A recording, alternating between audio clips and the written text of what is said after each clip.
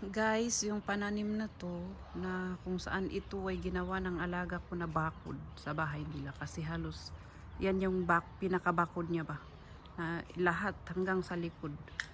Yan yung nakaano sa ano ba boundaries nila. Ito kasi hanap buhay pala ng anak niya to na tinatawag kong tunggala.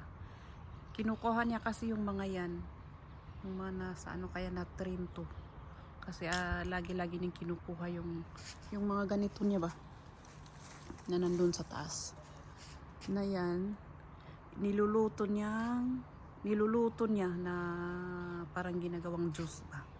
Iluluto niya yan ng 1.5 to 2 hours. Tapos kinabukasan, ano niya, titimplahan niya yan ng may nilalagay na kunting juice na pampalasa. Yung juice din na galing sa ano, sa organic din siya kasi nakita ko yung juice na kinukuha na dinadagdag niya. Tapos ano, kunting food coloring, vanilla para magdilaw mas lalo yung ano, yung tubig para parang pag tignan mo masarap siya. Tapos kaya may ano dito, may hagdanan dito kasi kailangan naming maghagdan para makuha yung nasa taas kasi mas masarap daw yung nasa taas.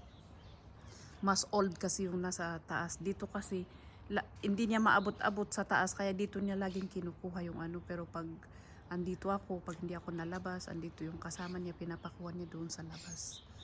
Ayan, tapos ang ano kaya, ang bilis kayang mabenta, tapos ang mahal, konti lang yung ano, yung plastic na pinaglalagyan.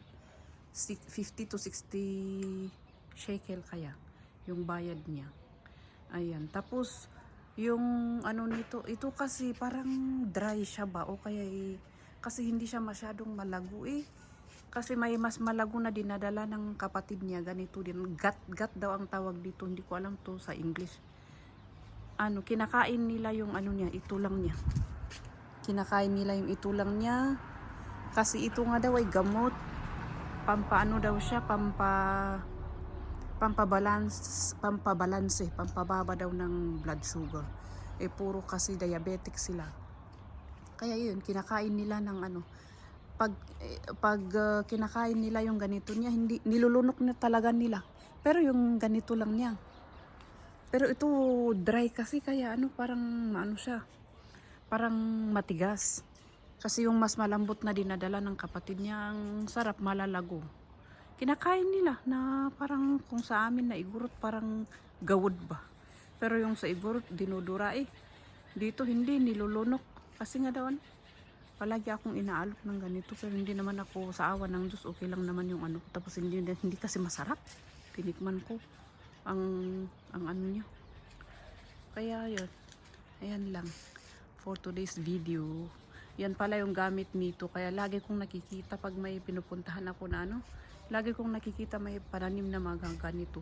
Pero yung sa amin, ayun na, nag-dry na kasi lagi kasi pinuputol na kinukuha yung andyan sa taas. Tapos ayaw padiligan ng ano, sayang daw yung tubig kaya yung nanggagaling sa aircon. Yung parang ganito. Ito yung dinidilig ko araw-araw. Ayan, ito na lang yung for today's video ko.